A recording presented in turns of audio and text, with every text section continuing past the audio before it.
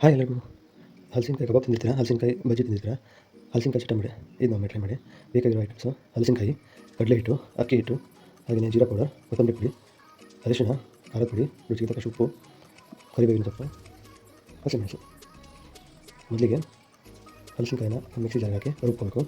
ನೀರು ಹಾಕಿಲ್ಲ, ತರಿತರಿಯಾಗಿ ನೋಡಿ. ಈ ಥರ ಹಲಸಿನಕಾಯಿ ತುಂಬ ಬೆಳೆದಿರೋದಲ್ಲ, ಹಾಗೆ ತುಂಬ ಚಿಕ್ಕದಲ್ಲ. ಹಲಸಿನ ಬೇಳೆ ಇನ್ನೂ ಚಿಕ್ಕದಾಗಿ ಬಂದಿದೆ. ಆ ಬೇಳೆ ಜೊತೆಗೆ ಬೀಸಿದ್ರೆ ತುಂಬ ರುಚಿಯಾಗುತ್ತೆ.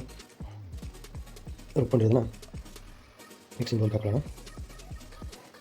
ಅದಕ್ಕೆ 1 ಸ್ಪೂನ್ ಅಕ್ಕಿ ಹಿಟ್ಟು, ಹಾಗೆಯೇ ಜೀರಾ ಪೌಡರ್, ಕೊತ್ತಂಬರಿ ಪುಡಿ, ಅರಿಶಿಣ, ಖಾರದ ಪುಡಿ, ಉಪ್ಪು, ಕರಿಬೇವಿನ ಸೊಪ್ಪು, ಹಾಗೆಯೇ ಹಸಿಮೆಣಸು, ಹಾಗೆಯೇ 2 ಸ್ಪೂನ್ ಕಡಲೆ ಹಿಟ್ಟು.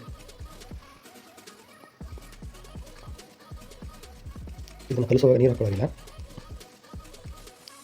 ಗಟ್ಟಿ ಅನಿಸಿದ್ರೆ ಮಾತ್ರ ಒಂದು ಸ್ವಲ್ಪ ನೀರು ಹಾಕ್ಕೊಂಡ್ರೆ ಸಾಕು. ಹಾಗೆಯೇ ಕರೆಕ್ಟ್ ಆಗುತ್ತೆ. ಚೆನ್ನಾಗಿ ಮಿಕ್ಸ್ ಮಾಡಬೇಕು. ನೋಡಿ, ಗಟ್ಟಿ ಪ್ರೆಸ್ ಮಾಡಿ ಕಲಿಸ್ಬೇಕು.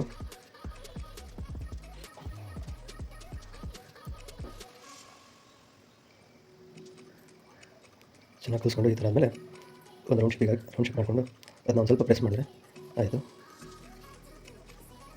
ತುಂಬ ತಪ್ಪು ಮಾಡಿಕೊಂಡ್ರೆ ಎಣ್ಣೆಲಿ ಕರಿಯೋದು ಸ್ವಲ್ಪ ಟೈಮ್ ಆಗುತ್ತೆ. ಸ್ವಲ್ಪ ಪ್ರೆಸ್ ಮಾಡಿ ತೆಳ್ಳಗಾದರೆ ಸಾಕು. ಇದನ್ನೆಲ್ಲದನ್ನ ಒಂದು ಸರಿ ಮಾಡ್ಕೊಳ್ಳೋಣ. ಆದಮೇಲೆ ಎಣ್ಣೆನ ಕಾಯ್ಕಿಟ್ಕೊಂಡಿದ್ವಿ, ಅದರಲ್ಲಿ ಬೇಯೋದು. ಇದು ಕಲರ್ ಚೇಂಜ್ ಆಗೋವರೆಗೂ ಹಾಕ್ಕೊಂಡ್ರೆ ಸಾಕು. ನೋಡಿ, ರುಚಿಯಾಗಿರೋ ಚಟ್ಟಂಬಡೆ ರೆಡಿ. ಸ್ವಲ್ಪ ಚಾಟ್ ಮಸಾಲ ಹಾಕ್ಕೊಂಡು ತಿಂತಾಯಿದ್ರೆ ತುಂಬ ರುಚಿಯಾಗುತ್ತೆ. ಟ್ರೈ ಮಾಡಿ.